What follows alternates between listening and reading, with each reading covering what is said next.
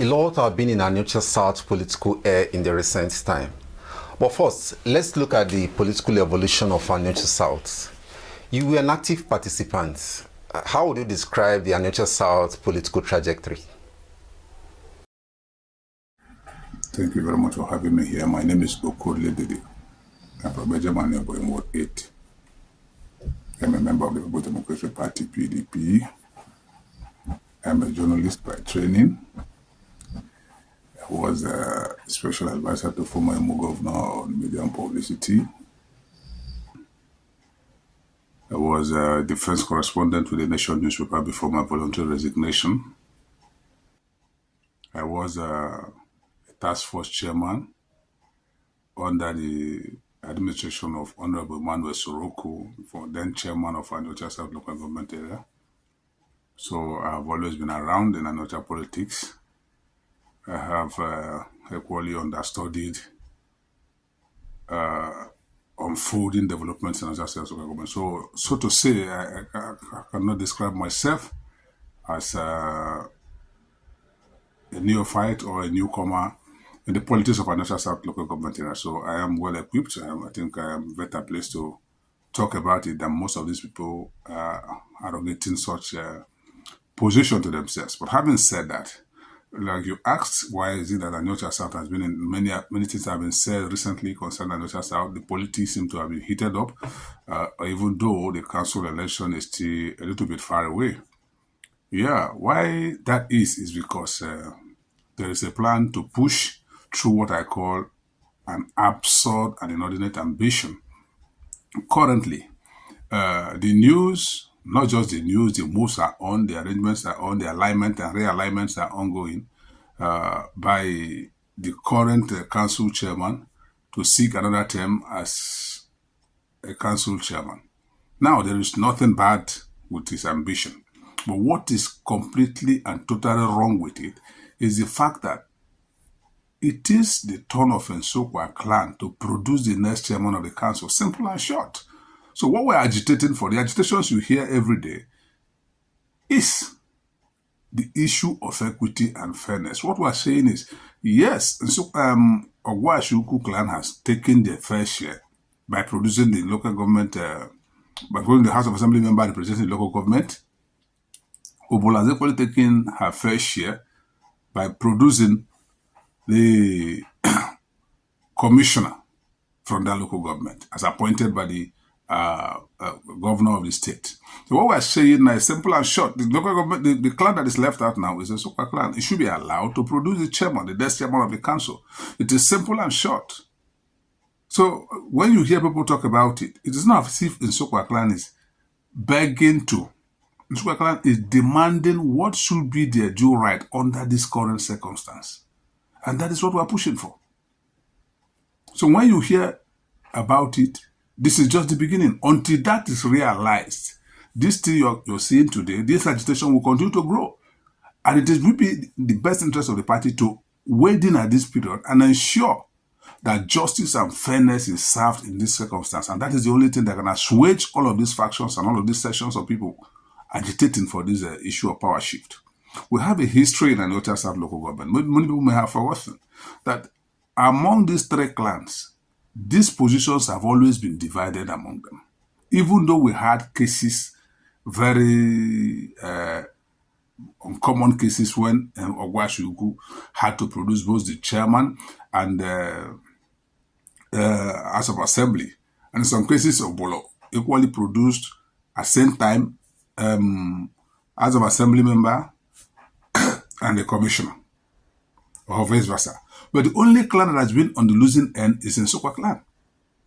Now we have come to say, no, we wouldn't want this to continue. We wouldn't want this culture of marginalization, culture of shortchanging an entire clan to continue. Nsukwa clan has never failed in the area of producing quality politicians. From the time I was a little person, a young man, we used to know of Dele Hinzeshikwe from Mejemono, that is Ejema Aniogo in Ward 8. We talk about Van Woko. These were seasoned politicians that contributed immensely to the development of politics, not just within the local government, but within the then Bender state. So such a clan, you will not say that they are so politically backward that they wouldn't know when to stand up and demand what is their right. Even though some crop of leaders, as they put it, may have aligned with this plan, we the youths, we the young ones are saying, no, what we want is fairness and equity, irrespective of whoever that is behind this current clamor to continue to shortchange the Nsukwa clan. We will resist it. What you are seeing is just the beginning of a full army of young people, full army of Nsukwa people, Nsukwa clan people that will stand up to be counted, that will stand up to say, no, this impunity will not continue. We will not allow it under any guise, no matter who is behind it, no matter those sponsoring it. Yes, for granted. Have you ever moved beyond the Okodili and ANIOCHA platform to sample the opinion of people, real people on ground? Have you ever taken your time to go to Nsukwa? Have you ever taken your time to go to Ibudu? Forget about the politicians who come on platforms to say, to give a picture that they are the entire people. No, nobody is an island. Nobody is an entire people. We have go if you want to sample the opinion and get the truth about the situation, go beyond what you read and what you hear and what you listen to on platforms. Go to on ground and ask the people. What I'm telling you, it has become a movement. Never before has Nsukwa clan ever come together in pursuit of one particular goal like what is happening now. What is happening now is a tsunami. And you are going to see more of it. We have over 50 groups and 50 movements currently going, and many are coming up. So whoever that sits in the comfort of one drinking parlor to promise them that the Nsukwa clan is already in the pocket, such person will have a rethink, should have a rethink. What is coming is a tsunami. So nobody can stop us. Nobody can stop a moving train. Also, the bandwagon is on. We know ourselves from the Nsukwa clan. We know our capacities. We know our capabilities. So those people giving you assurances will meet in the battlefield. We are not scared of them. They know us. So we know them. They are our brothers. But what we're saying, leave that apart. What we're saying is, let Nsukwa clan be allowed to produce the next council chairman and we'll have peace. Everybody goes home. 50-50. Now, what you are seeing in Nsukwa clan, most people have not taken time to understudy what is happening. The Ada Nyoma, in her quest to possess the entire local government, is pushing for the younger brother. I am not talking about somebody from another community in the Obolo clan. Granted, if he's saying that it is in line with equity and fairness that the Obolo clan should produce the next council chairman to complete whatever she's calling it, 2 terms or whatever she's calling it. Now, it must not be her kindred. It must not be her younger brother. The entire Obolo clan is not represented by her family alone. Let her bring us another person from another community in the Obolo clan. Then we can start talking. Not Jude Chukwuwike. I have nothing particular against the young man. I know the powers and limitations of a council chairman. There are things he can do and things he cannot do. So it will be foolhardy of me to expect him to do what a governor should do. Or expect him to provide for my community what the federal government should provide for them. I know the powers and limits of a local government chairman. So, but then what I'm saying is, I'm not blaming him. I'm not saying he has not performed. Neither am I saying that he has performed. But what I'm saying is that his ambition as it is now falls under the caption of absurdity and an inordinate pursuit. He should have a rethink. He's a young man. He's still forward looking. So what he ought to do at this point is quietly ease out of that office and allow an Nsukwa clan person to be elected as a council chairman. Then his name will go down in history as a Democrat. But if he is deceived by the noise and shout of the Hallelujah boys, and he's hell-bent on pursuing this ambition, 2 things will happen. He will lose it. Number 1. Number 2, he may not have the moral standing to approach Nsukwa clan for support in subsequent political pursuits and ambitions. And for the Ada Nyoma, you have done well as a politician over the years. You have remained in politics since you started. That is quite impressive. What do you call it? Impressive. When I say performance, you have done well. impressive CV. You have done well. But at this point, there is what we call hubris in literature. That overconfidence that pushes heroes to their destruction. Hubris. At this point, you think you will get it. But I'm telling you, it is wrong timing. Even for anything, God forbids, that you get this, you will discover that the cost of that victory is far bigger than the prize you have won. We call it Pyrrhic victory in literature. So if you understand what I'm trying to say, the best for you to do now is to support the agitation by Nsukwa clan. If you're the mother of the, like you are called, Ada Anioma, you will equally be mother to all, not just to a section of the local government. Extend that to your motherly role, motherly disposition to Nsukwa clan. Allow us. We are not pleading, we are not begging, we are not trying to steal it. We are merely demanding for what should be due us under a democratic setting. It is fair. So that is why you are hearing it everywhere. The local governments seem to be charged because those who should talk are not talking. Those who should intervene are not intervening. Those who are looking up as political leaders in the Nsukwa clan, in the Onoboro clan, in the Awashe clan, they have all gone home. They are not saying anything. Power should shift to Nsukwa clan. Nsukwa clan should be allowed to produce the next chairman. I don't think that is too much to ask. If you look at the results, at the record of the last election, you discover that Nsukwa clan is not begging to be considered for this position. We are merely demanding what ought to be ours under a gentleman agreement. But what we have seen is a plot to emasculate an entire clan to satisfy the inordinate ambition of one young man. Granted, everybody is free to continue to aspire. There is no constitutional limit of time he can become in the whole government channel. But what we're saying is that in the place of equity, for the sake of equity and justice, for the sake of the fact that we're all members of one big political family, Nsukwa clan should be allowed to produce the next chairman, and all of this noise and all of these agitations will naturally die down. But I know that people are tempted with what is happening. They have recruited Hallelujah boys in the Nsukwa clan everywhere, shouting that Jude should continue. Yes, those are expected. Every time, political jobbers are never in short supply in any political arrangement. Be it at the local government level, be it at the state level, be it at the federal government level, we always have political jobbers. These are the ones that rely on political stations like this to profit. They are the ones that will sing hallelujah. They are the ones that will continue to give false impressions and whatever, claiming to be what they are not. But underneath all of this noise, what we want to take away is that, can the party afford to sacrifice the Nsukwa clan?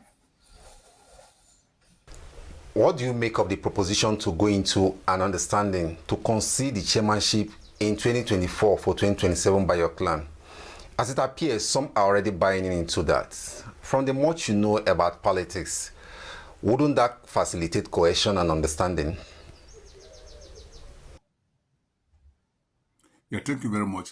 On the issue of the proposition to concede this agitation for power shift to Nsukwa clan this 2024 and wait till 2027, I think that is one of the most laughable suggestions I've ever heard in my lifetime as a politician.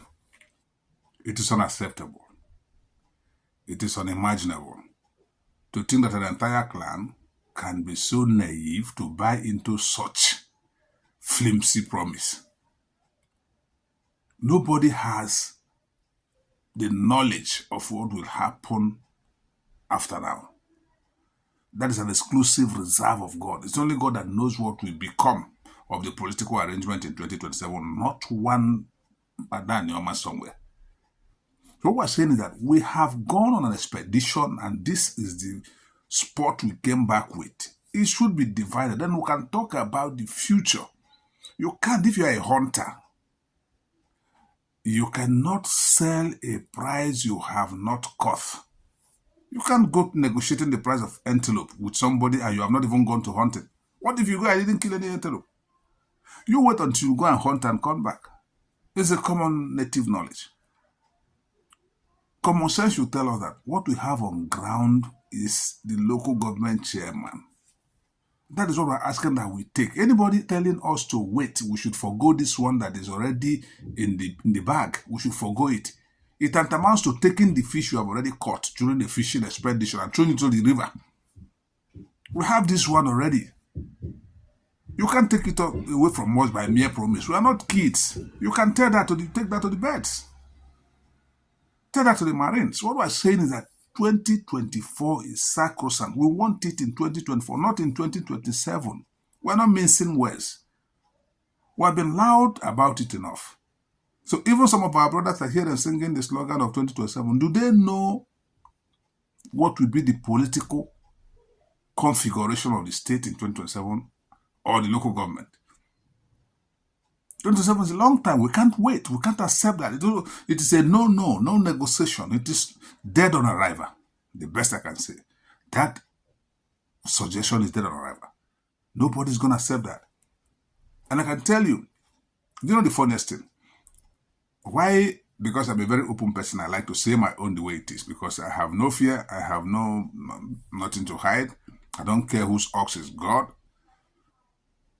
I am not feeding off any politician. So what I'm saying to you is that most of these politicians that come in the daytime to say Jude should continue and Nsukwa should wait for 2027, they are still the ones that will sneak in at night to say, brothers, this agitation need to be sustained. So who is fooling who? Except those that rely entirely, that base their permutation, that base their whatever judgment on what they hear on Okunde and Aniocha. Those are the ones that will think that this unpopular ambition is going anywhere. It is not going anywhere. Granted, we know that council election, we know how it is done. It is more of selection, no proper election. No. It is at the behest of the governor who becomes the local government chairman. But I know that the governor equally knows that he needs all the votes he can get to continue after this current tenure. He needs to win another election to continue. So to become a governor, you have to win an election. And every component of the local government, every component in the world, every vote you can get, no one vote is bigger than the other vote. So that places Nsukwa clan at a vantage position because we are coming with equity and fairness. You know that I'm from Ejema community in Ward 8. I am not agitating. I do not even want an Ejema man to become the next chairman. No. Let an Umute person come. Let an Abaono come. Let an Nsukwa man come. Let an Ebudu man come. Let them come. Let them show interest. I know because of fear. Some of them not show interest. But at the appropriate time, we have people who are interested. We have them. But because we do not want to go into all of that for now, until we have secured the understanding, until we have secured the cooperation of other clans, then we can now say, okay, who is going to go for us? We'll get to that. But this issue of 2027 is dead on arrival. I say, no, we're not in it. We're not listening to it. We're not negotiating. We're not discussing it. Anybody buying and selling on that is doing so for himself, on behalf of himself, on behalf of whatever group he's representing. But for the entire Nsukwa clan, the majority of Nsukwa clan, the real Nsukwa clan, not the Facebook Nsukwa clan, not the WhatsApp Nsukwa clan, the main Nsukwa clan that is on ground, we don't want to hear that. The multi-community nature of Nsukwa clan is perceived as weakness and a disadvantage to harmony of purpose and vision. Some others have described it as something that created opportunity for infiltration by some clever politicians from other clans. Generally, the entire clan has been without basic infrastructures such as electricity. What can be done to transmute this, which is perceived as a disadvantage, into advantage for your clan? Yes, I quite agree with you on the issue of the multi-community nature of Nsukwa clan. But what I disagree with, it is not weakness. Rather, it is a point of strength for the clan. Because all of these old communities coming together with different, with their strength, with their dynamics, with their different ways of life and advantages in terms of natural resources, in terms of what they have to offer, gives more strength to the local government. So I can know that if we bring the strength of people from Nsukwa, Ejeme, Umute, Abono, Ewulu, Ishago, and several other places that are not listed, you will discover that the Nsukwa clan is multi-talented. We have young people in terms of human resources. We have it in abundance in terms of natural resources. The river in Ejeme, the arable lands, and all of that. So when we put all of these things together, it will now be a point of strength, not of weakness. Now on the issue of development in the area, you will discover that over time that has been neglected. I do not place the blame on the doorstep of the council chairman alone. I think the state has to do most of those things that we're expecting of the council chairman. But because of the local government is closer to the people, so much of us who do not have access or say in what happens at the state level tend to depend largely on local government chairman, on local government administration, which is the one we see and know that is closer to us. But we are expected that people from our clan, that is what we're clamoring, that we should always come together and work as one clan, irrespective of the fact that we come under different nomenclature of villages, different villages, and all of that. That should be a point of strength and not weak. We shouldn't be divided by that. We should be strengthened to come together and have a think tank, say a committee that will look into and appraise the development challenges in that area. Appraise it, bring them together, form get a white paper on it and forward it to government agencies that are concerned who can lobby all of that. You know, we had somebody in House of Assembly. Because one thing too, my brother, is to agitate for this power. Another thing is to know what to do with it. The little he did while he was there as an assembly member, we all felt it, we have seen it, the things he did. So if we have power, because power does not just benefit the holder of that power, it benefits even its region of origin.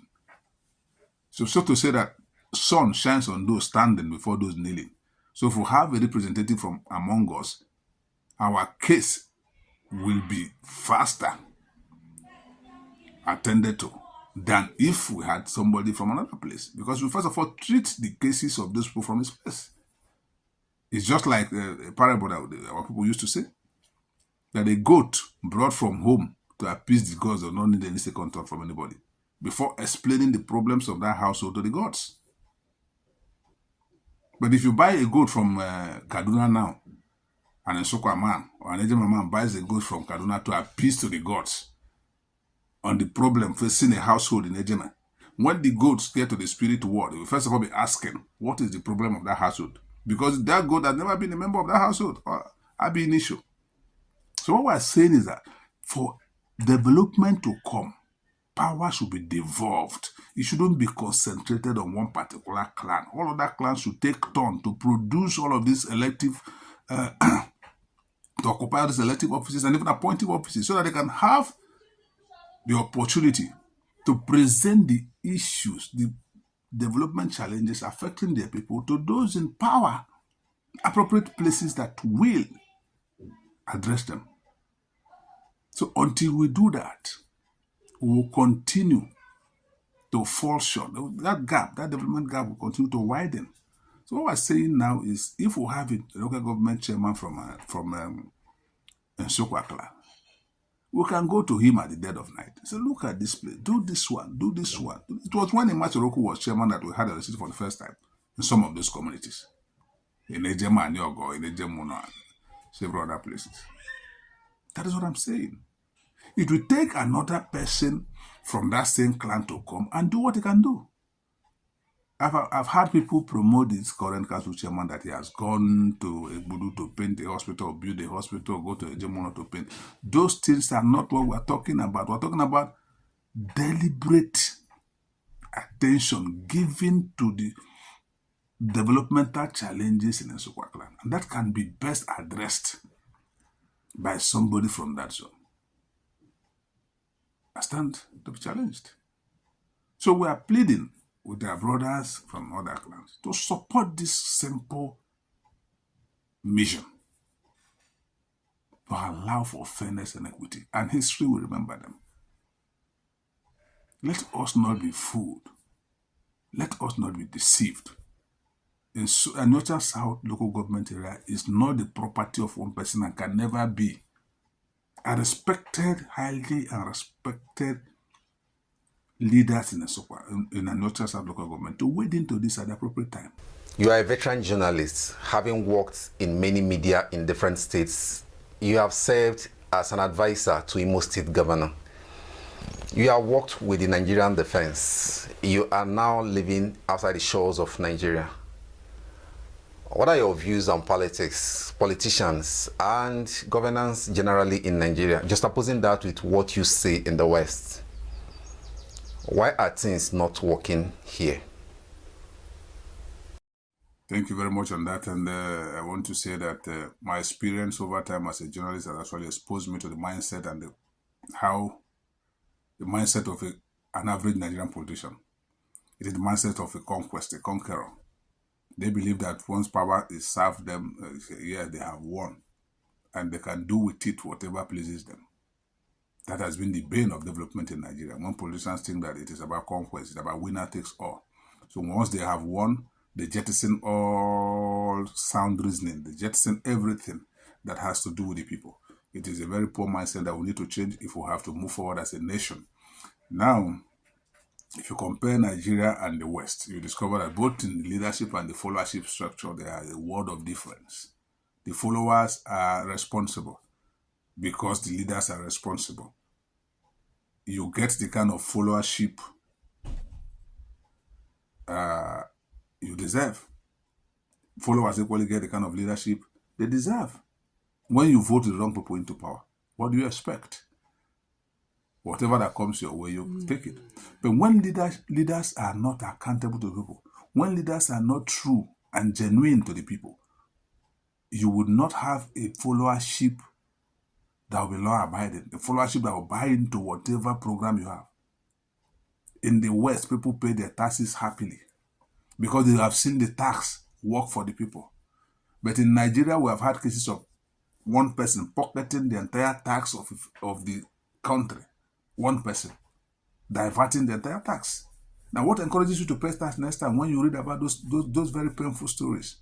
So politics in Nigeria and politics elsewhere in the developed clime, it's like comparing both of them is like comparing sleep and death. The world of difference. And I pray that our democracy will continue to grow until we get there. Same thing we're clamoring in ANIOCHA South. Let justice and equity be allowed to prevail. That is the only way we can get it right. If our leaders, because sometimes I ask myself, when they travel and go to Europe and go to UK and go to America, what do they see? Can they come home and put these things on ground? Corruption will not allow them.